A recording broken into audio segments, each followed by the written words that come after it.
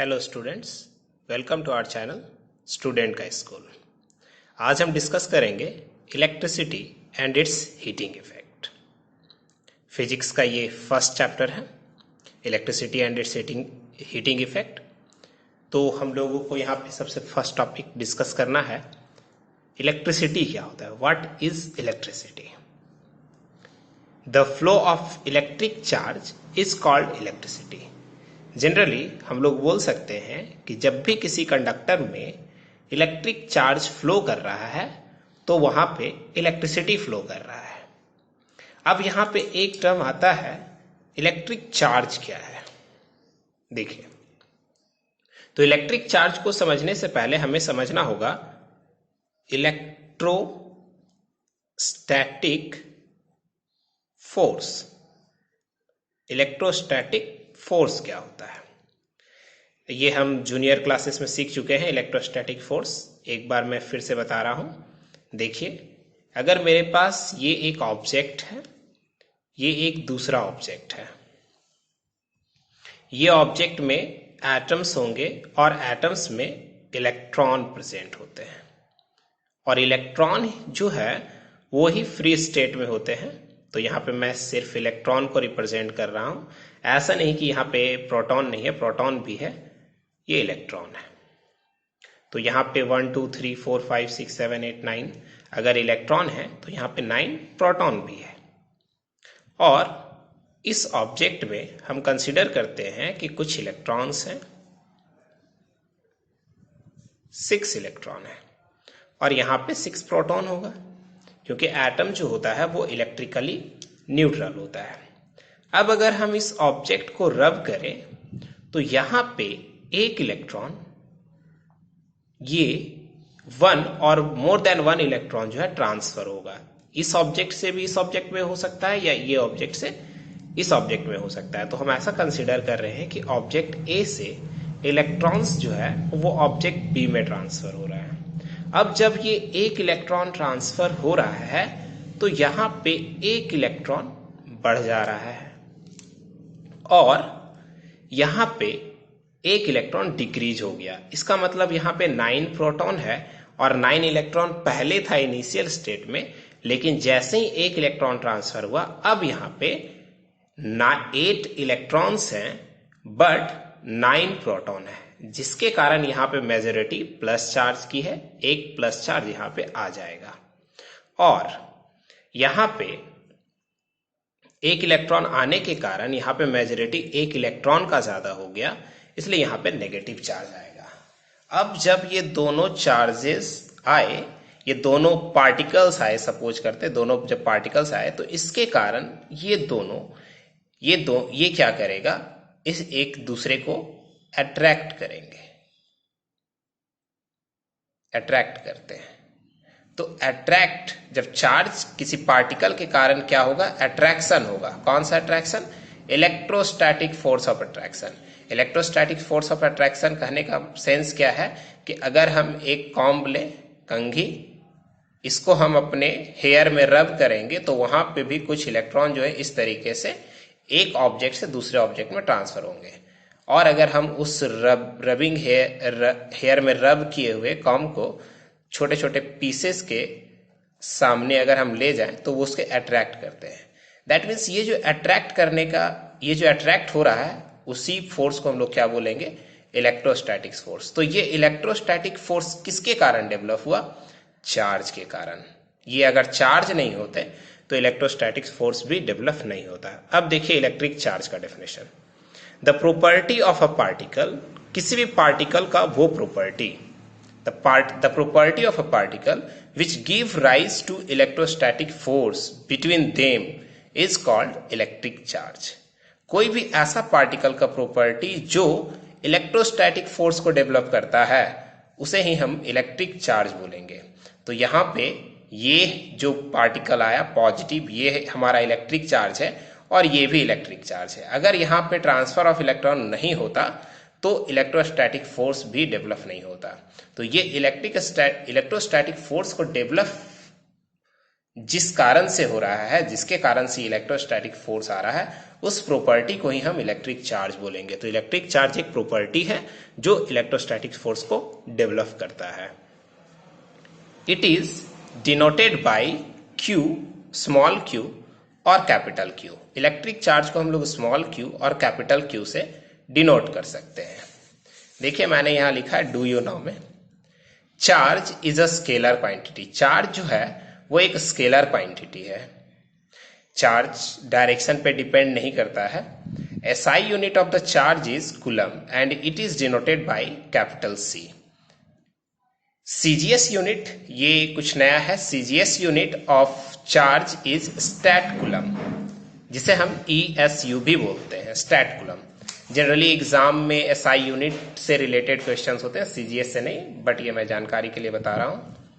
इसके बाद देखते हैं चार्ज कितने तरह के होते हैं, काइंड्स ऑफ चार्ज। तो हमने क्या देखा कि जब यहां से इलेक्ट्रॉन ट्रांसफर हुआ तो इलेक्ट्रॉन ट्रांसफर होने के कारण यहां पे दो चार्ज डेवलप हुए, एक नेगेटिव चार्ज और एक पॉजिटिव चार्ज। नेगेटिव चार्ज कैसे डेवलप हुआ? जब कोई इलेक्ट्रॉन गेन कर रहा है। और पॉजिटिव चार्ज कैसे डेवलप हुआ? जब कोई इलेक्ट्रॉन लूज कर रहा है। याद रखिएगा, कोई भी ऑब्जेक्ट जो चार्ज बॉडी में कन्वर्ट हो रहा है वो सिर्फ और सिर्फ ट्रांसफर ऑफ इलेक्ट्रॉन के कारण हो रहा है। प्रोटॉन ट्रांसफर नहीं हो सकता है। जब यहाँ पे डिफिशियंसी ऑफ इलेक्ट्रॉन हुआ तो मेजोरिटी प्रोटॉन की बढ़ी, इसलिए ये पॉजिटिव चार्ज रिक्वायर करता है। और ये जब ये इलेक्ट्रॉन गेन करता है तो यहाँ पे मेजोरिटी जो है वो इलेक्ट्रॉन की बढ़ जाती है, जिसके कारण ये नेगेटिवली चार्ज बॉडी होता है। तो कोई भी ऑब्जेक्ट जो चार्ज्ड है वो पॉजिटिव या नेगेटिव सिर्फ और सिर्फ ट्रांसफर ऑफ इलेक्ट्रॉन के कारण है। गेन कर रहा है तो नेगेटिवली चार्ज बॉडी, और अगर लूज कर रहा है तो पॉजिटिवली चार्ज बॉडी होगा। इस बेसिस पे हम कह सकते हैं कि काइंड्स ऑफ चार्ज में हम लोग बोल सकते हैं दो तरह के चार्ज हैं, positive charge and negative charge. देखिए पॉजिटिव चार्ज, तो ये हम बताए कि रब करने पे अगर कोई इलेक्ट्रॉन लूज करेगा तो वो बॉडी पॉजिटिव चार्ज रिक्वायर करेगा, और अगर वो गेन करेगा तो नेगेटिव चार्ज रिक्वायर करेगा। इसके बाद बहुत ही इंपॉर्टेंट टॉपिक है क्वांटम नेचर ऑफ चार्ज। क्या है ये क्वांटम नेचर ऑफ चार्ज? इसे समझने की कोशिश करते हैं इसी एग्जाम्पल से।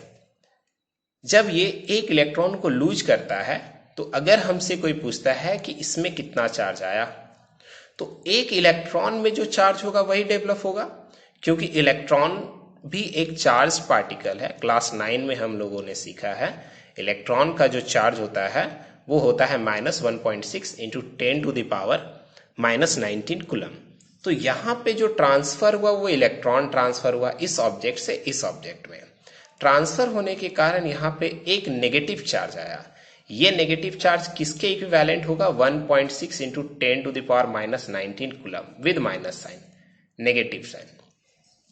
और ये एक इलेक्ट्रॉन लूज किया है तो इस ऑब्जेक्ट में यही चार्ज, इतना ही चार्ज कम हुआ है। मतलब यहां पे भी चार्ज डेवलप हुआ है, लेकिन 1.6 इंटू 10⁻⁻19 कूलम प्लस में, क्योंकि यहां पे एक प्रोटॉन बढ़ गया, और एक प्रोटॉन और एक इलेक्ट्रॉन दोनों के जो चार्ज होते हैं वो इक्वल होते हैं। तो यहाँ पे एक इलेक्ट्रॉन अगर बढ़ गया तो इसमें चार्ज आ गया -1.6 इंटू 10⁻⁻19 कूलम, और यहाँ पे एक इलेक्ट्रॉन कम हुआ तो बढ़ा क्या? एक प्रोटॉन, जिसके कारण चार्ज क्या है? 1.6 इंटू 10⁻⁻19 कूलम। अगर यहाँ से एक और इलेक्ट्रॉन कम हो जाए तब यहाँ पे चार्ज डेवलप होगा 2e, 2 इलेक्ट्रॉन के इक्वल, क्योंकि ये 2 इलेक्ट्रॉन गेन किया है। और यहां पे कितना चार्ज डेवलप होगा? तो 2 प्रोटॉन के इक्वल, क्योंकि ये 2 इलेक्ट्रॉन लूज किया है। अब हम जब भी एक ऑब्जेक्ट को दूसरे ऑब्जेक्ट में रब करते हैं तो ऐसा होता है कि एक इलेक्ट्रॉन ट्रांसफर होने के बाद दूसरा इलेक्ट्रॉन ट्रांसफर होगा। कभी भी 1.5 इलेक्ट्रॉन ट्रांसफर नहीं हो सकते हैं। तो ये जो है कि चार्ज हमेशा जो है वो इंटीग्रल मल्टीपल में ही ट्रांसफर हो सकते हैं। That means one electron transfer हो सकता है, 2 इलेक्ट्रॉन ट्रांसफर हो सकता है, 3 इलेक्ट्रॉन ट्रांसफर हो सकता है, लेकिन 1.2, 1.3, 1.5 ये कभी भी ट्रांसफर नहीं हो सकते हैं।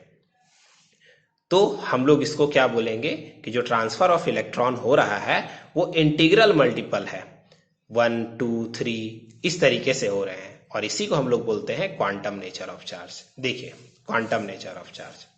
According to quantum nature of charge, in nature में चार्ज ऑलवेज अकर, जब भी चार्ज बनेगा as an integral multiple of electronic charge, electron में जो चार्ज है उसका इंटीग्रल मल्टीपल होगा। दैट मीन्स इलेक्ट्रॉन जो ट्रांसफर होंगे वो 1 इलेक्ट्रॉन ट्रांसफर हो सकता है, 2 इलेक्ट्रॉन ट्रांसफर हो सकता है, 3 इलेक्ट्रॉन ट्रांसफर हो सकता है, लेकिन कभी भी 1.5 इलेक्ट्रॉन ट्रांसफर नहीं हो सकता है। तो ये जो डिसकंटिन्यूटी दिख रहा है, 1 के बाद 2 के बाद 3, आप बोलेंगे ये तो कंटिन्यूअस है, लेकिन अगर हम प्रिसाइजली देखें तो कंटिन्यूअस क्या होता है, 1 के बाद 1.1, 1.2, 1.3, ये हमारा कंटिन्यूटी को दिखा रहा है। बट यहां पे ऐसा नहीं हो रहा है, 1 के बाद डायरेक्टली 2 के बाद डायरेक्टली 3, तो इससे हम बोलेंगे कि ये कौन सा नेचर शो कर रहा है, क्वांटम नेचर शो कर रहा है। That's why we called charge always occur in quantum way. Charge जो है हमेशा क्वांटम नेचर ही शो करता है, क्योंकि चार्ज जो है वो 1 चार्ज ट्रांसफर हो सकता है, 2, 3, इस तरीके से चार्ज जो है वो ट्रांसफर हो सकते हैं। तो इसके बेसिस पे हमारा जो फॉर्मूला आता है क्वांटम नेचर ऑफ चार्ज का, Q इक्वल्स टू NE, ये कैसे आया हुआ है, तो देखिए जब यहां से इस ऑब्जेक्ट में एक इलेक्ट्रॉन ट्रांसफर हुआ तो उसके कारण 1e इतना चार्ज डेवलप होगा दोनों ऑब्जेक्ट पे। इस ऑब्जेक्ट में -1e और इस ऑब्जेक्ट में +1e चार्ज डेवलप होगा। जब 2 इलेक्ट्रॉन ट्रांसफर होंगे तो इस ऑब्जेक्ट में +2e चार्ज डेवलप होगा, और इसमें जो चार्ज डेवलप होगा वो -2e होगा। अगर 3 इलेक्ट्रॉन ट्रांसफर होंगे तो 3e प्लस के साथ, और दूसरे वाले में -3e। इसी तरीके से अगर n इलेक्ट्रॉन ट्रांसफर हो जाते हैं तो ये n इलेक्ट्रॉन लूज करने पे इस पे जो चार्ज आएगा वो आएगा Ne, और इस पे जो चार्ज आएगा वो -Ne। जो इलेक्ट्रॉन गेन कर रहा है उसमें माइनस चार्ज आएगा, और जो इलेक्ट्रॉन लूज कर रहा है उसमें प्लस चार्ज आएगा।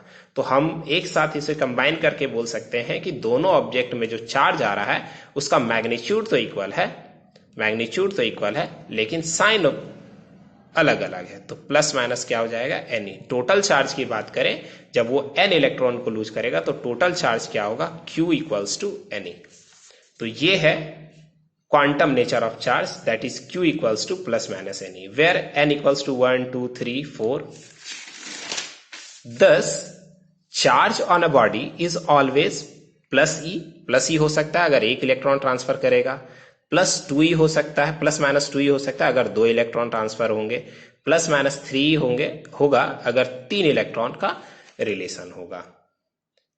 डू यू नो में लिखे हुए चार्ज ऑफ इलेक्ट्रॉन, अभी मैंने बताया कि इलेक्ट्रॉन में क्या चार्ज होता है, -1.6 × 10⁻⁻19 कूलम, और चार्ज ऑफ प्रोटॉन जो है वो है 1.6 × 10⁻⁻19 coulomb. The smallest unit of charges are, और क्या क्या यूनिट हो सकते हैं चार्ज के, तो स्मॉलेस्ट यूनिट यहां पे है मिलीकूलम mc, और 1 मिलीकूलम इक्वल्स टू 10⁻³ कूलम होता है। Microcoulomb, 1 microcoulomb equals to 10⁻⁻6 coulomb, ये माइक्रो को हम लोग न्यू बोलते हैं, ये माइक्रो का साइन है। इसके बाद है नैनोकूलम nc, 1 नैनोकूलम इक्वल्स टू 10⁻⁹ कूलम। तो इस तरह से हम लोग रिलेशन दिखा सकते हैं कि 1 मिलीकूलम इक्वल्स टू कितना कूलम